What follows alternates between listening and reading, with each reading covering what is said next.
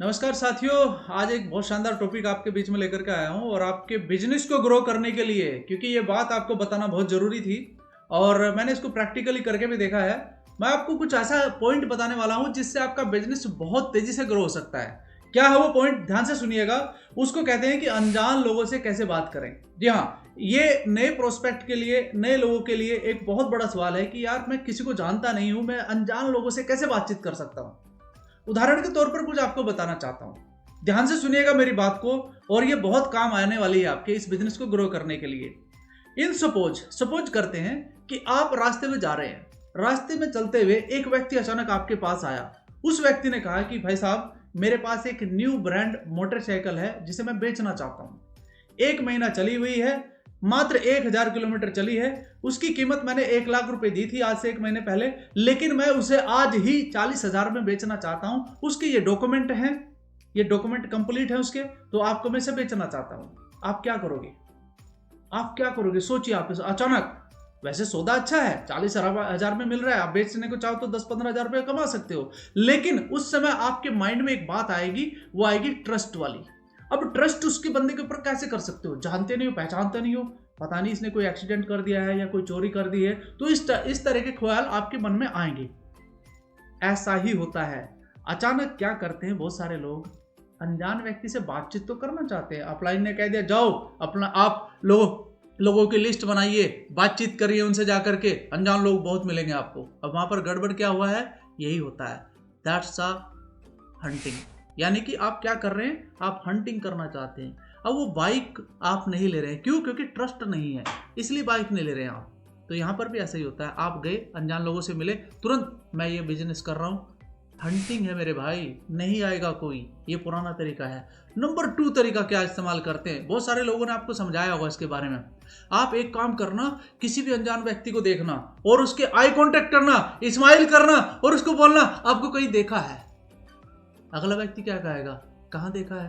तो आप कहेंगे मैंने वहां फलानी जगह देखा था। बोला मैं तो वहां गया ही नहीं हूं, आपका नाम ये है। इस तरीके से कुछ चीजें पुराने तरीके से, मेरे भाई ये स्क्रिप्ट बहुत सारे लोग देख चुके हैं ऑलरेडी, वो समझ चुके हैं कि इस तरीके से लोग बात करते हैं, अनजान बन करके बात करेंगे, लेकिन इस बात का भी अब आप उनके ऊपर कोई असर नहीं होता है। तो इसलिए ये पुराना तरीका, घिसा पिटा तरीका, इसे इस्तेमाल मत करिएगा। मैं आपको बताना चाहता हूं कि आप किस तरीके से बात करिएगा। सबसे पहला काम है किसी भी व्यक्ति के साथ आई कांटेक्ट करना। जी हां, आई कांटेक्ट में बहुत बड़ी पावर है। आई कांटेक्ट करते हुए एक बात हमेशा याद रखना, हल्की सी स्माइल आपके चेहरे पर होनी चाहिए। और एक बड़ी जो गलती आदमी करते हैं, इस आपने आई कांटेक्ट भी कर लिया, आपने स्माइल भी कर लिया, एक गलती सबसे बड़ी करते हैं। इन सपोज आपके सामने कोई फीमेल है और आपने क्या किया, समझ गए ना मेरी बात?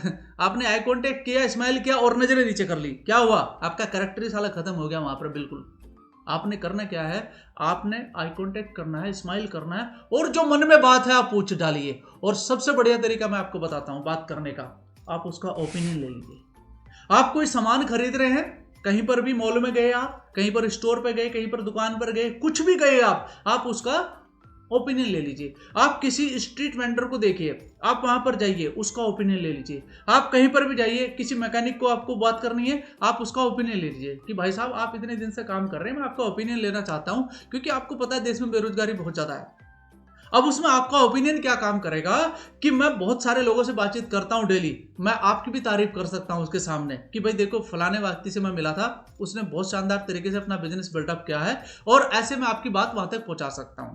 तो ओपिनियन अगर आप लेते हैं किसी व्यक्ति का तो वो काम करता है।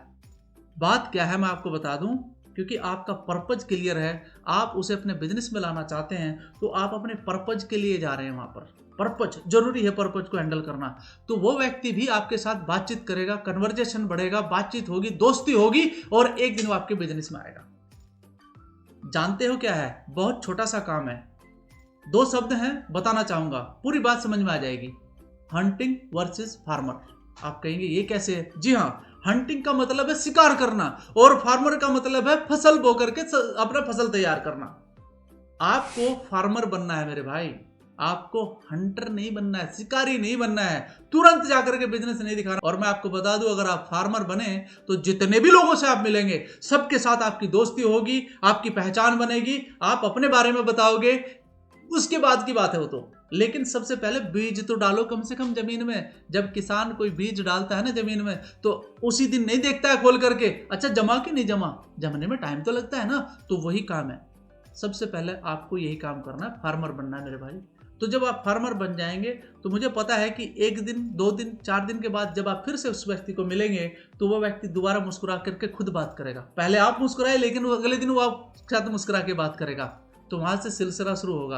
आप थोड़ी देर समय दीजिए उसको, बातचीत करिए, वो भी आपके बारे में पूछेगा कि आप क्या क्या काम करते हैं, वो भी आपसे पूछ सकता है। फिर आप अपने बारे में बताइए। क्या बन चुका है? ट्रस्ट बन चुका है। ऐसे होता है अनजान लोगों से ट्रस्ट कामयाब आपका। बात समझ में आ गया? ये है पूरा का पूरा तरीका एक किसी भी अनजान व्यक्ति से बात करने का। आशा करता हूँ कि आप बहुत अच्छा करेंगे, आप लोगों से मिलेंगे, बातचीत करेंगे। धन्यवाद।